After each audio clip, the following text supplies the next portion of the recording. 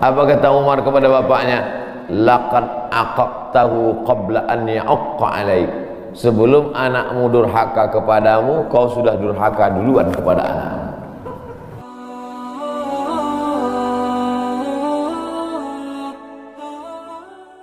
Ada anak yang kurang ajar kepada orang tuanya. Bagaimana caranya berbakti kepada orang tua yang telah wafat? Apakah anak ini masih dapat ampunan Allah Subhanahu wa taala? Datanglah seorang bapak mengadu kepada Umar bin Khattab. Assalamualaikum Khalifah Amirul Mukminin Umar bin Khattab. Waalaikumsalam. Ini anak saya kurang ajar, tolong dihajar dulu. Kata Umar bin Khattab orangnya bijaksana. Dia tidak mau main pukul, dia tanya dulu, kenapa kau kurang ajar pada bapakmu? Hai Umar bin Khattab, kata anaknya, iya. Apakah seorang anak itu punya hak terhadap bapaknya? Iya. Apa hak anak? Mencarikan ibunya yang solihah, memberikan nama yang baik, memberikan makanan yang halal. Itu hak anak. Kata anaknya, ibuku tidak baik, makanku tidak halal, namaku pun tak baik. Apa kata Nabi kepada bapaknya? Apa kata Umar kepada bapaknya? Laqad aqaqtahu qabla an ya'aqqa alaik. Sebelum anakmu durhaka kepadamu, kau sudah durhaka duluan kepada anakmu. Jadi kalau begitu, ada anak durhaka, ada bapak Ini jangan sampai anak bapak tahu. Nanti dia pulang, anak durhaka kok. Dia senyum, kau bapak durhaka. Ibunya tak baik, namanya tak baik, makannya tak baik. Kasih dia nama yang baik, kasih dia makan yang halal. Kadang-kadang kenapa otaknya tak lurus? Karena makannya tak halal. Dikasih dia makan riswah, makan sogok, makan haram. Kenapa kau kasih makan haram? Gimana lah Pak Ustadz, yang haramnya aja pun payah. Astagfirullah. Allah sediakan alam semesta begitu banyak yang halal. Kenapa kau kasih dia makan haram? Jangan pernah kasih anak makan haram. Pesan kakek saya, datuk saya, kalau bahasa kampungnya grandfather. Cucuku 40 orang, yang satu ini jangan sekolah umum. Maksudnya saya tak dikasih sekolah umum, maka saya tak pernah sekolah umum. Sekolah ibtidaiyah, sanawiyah, aliyah, al-azhar, Maroko, Sudan. Tak pernah sekolah umum. Cucuku yang ini jangan sekolah umum, jangan kasih makan haram, nanti otaknya gelap. Cucuku yang ini jangan kalian kasih makan haram, nanti otaknya gelap. Pesan itu disampaikan almarhumah mak saya ke saya. Kau pun nanti anak kau jangan kau kasih makan haram, nanti otaknya gelap. Kalau sudah otak gelap, tak bisa membedakan mana tiang, mana orang, sifatnya kepala kita. Nah, jangan sampai anak kita durhaka gara-gara kita bapak yang durhaka. Kalau anak sudah durhaka, meninggal orang tuanya, setelah itu dia bertobat, bagaimana cara minta ampunnya? Maka dia bersedekah. Mana dalilnya? Seorang sahabat datang menjumpai Nabi. Ummi matat. Ibu saya sudah meninggal. Afa atasaddaqu anha? Kalau saya bersedekah, apakah pahalanya sampai kepada almarhumah ibu saya? Kata Nabi, tasaddaq, bersedekahlah. Sedekahmu sampai. Maka wahai anak-anak durhaka yang sudah mati ibu dan bapakmu, maka datang kau habis pengajian ini langsung ke tempat anak yatim, panti jompo, sekolah-sekolah, pondok pesantren. Tanya Pak Kiai, Pak Kiai, apa yang kurang di pesantren ini? WC. Karena pesantren santrinya 1000, WC-nya 2. Bayangkan panjang antriannya. Berapa yang keluar dalam celana? Saya bangunkan WC, pahalanya mengalir untuk almarhumah, maka pagi, petang, siang, malam mengalir pahalanya. Sedekah. Ayu sedekatu afdal? Apa sedekah yang paling afdal? Sakyul ma, memberi air minum. Sedekah yang paling afdal kasih air minum. Saya ceramah di Banjarmasin, di depan rumah seorang pejabat itu ada kulkas tapi nggak sampai beku, freezer. Setiap dipencet keluar air dingin. Gelasnya dikasih pakai rantai besi, takut dilarikan tukang ambil aluminium. Buat wakaf untuk almarhumah. Nah, itu bagus kan. Saya ceramah di Malaysia, di pintu masjid itu ada kotak box. Kalau kita ambil satu botol, keluar botol baru. Ambil satu botol, keluar botol baru. Wakaf untuk, itu bagus, sedekah. Jangan sedekah teh botol, nanti dia kena diabetes.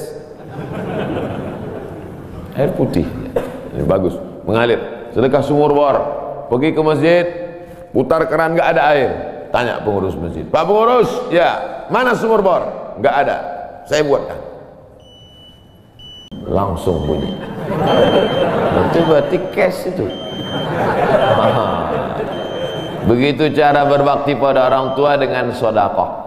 Tapi Pak Ustadz, saya jangankan sedekah makan, saya pun Senin Kamis Pak Ustadz doa, Allahumma ighfir lahu warhamhu wa'afihi wa'fu anhu, bangun tengah malam, Rabbighfirli wa li walidayya warhamhuma kama rabbayani shaghira. Gimana hukumnya memberi hutang kepada orang minjam tapi berkali-kali nggak pernah bayar? Apakah kita termasuk orang yang menzolimi dengan tidak mendidik orang tersebut menjadi mandiri, karena sepertinya tak pernah mandiri dan tidak berniat untuk melunasi? Ayat yang paling panjang dalam Al-Quran, surat Al-Baqarah 282, satu lembar.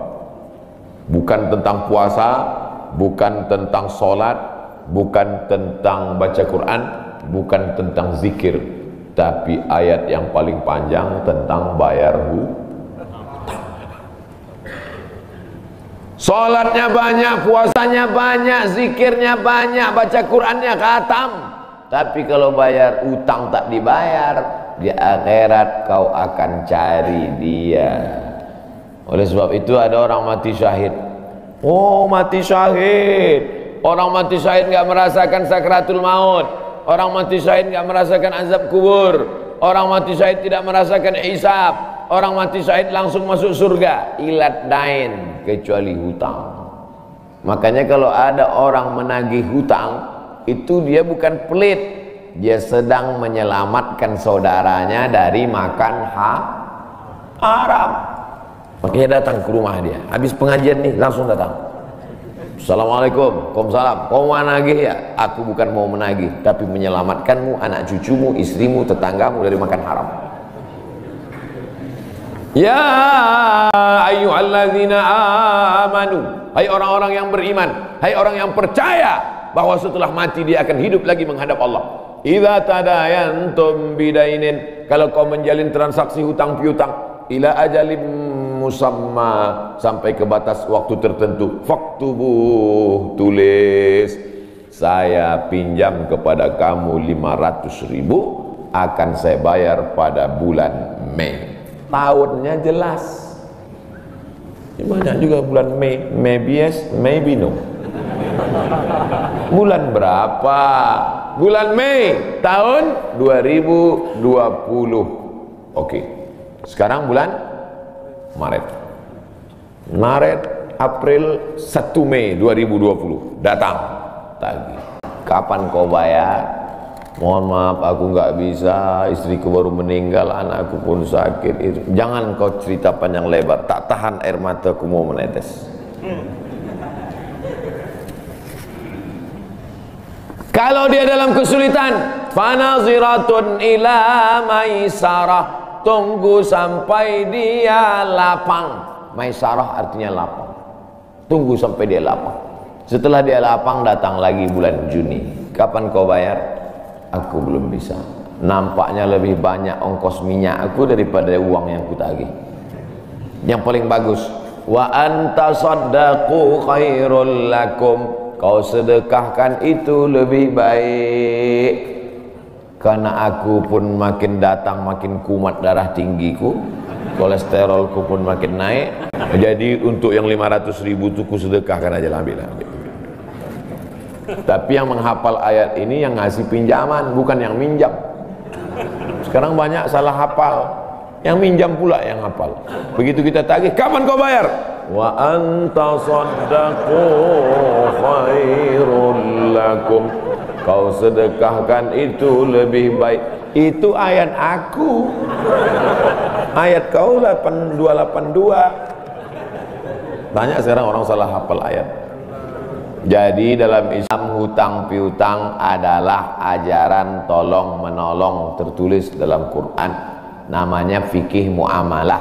Ada fikih ibadah, sholat, zakat, puasa. Ada fikih jihad, jihad fisabilillah. Ada namanya fikih muamalat, hutang piutang, gadai menggadai, pinjam meminjam, murabahah, mudharabah, bagi hasil. Maka hutang piutang ini cara tolong menolong, jangan sampai dihilangkan. Tapi kalau tidak mendidik, maka Islam bukan agama yang memanjakan orang.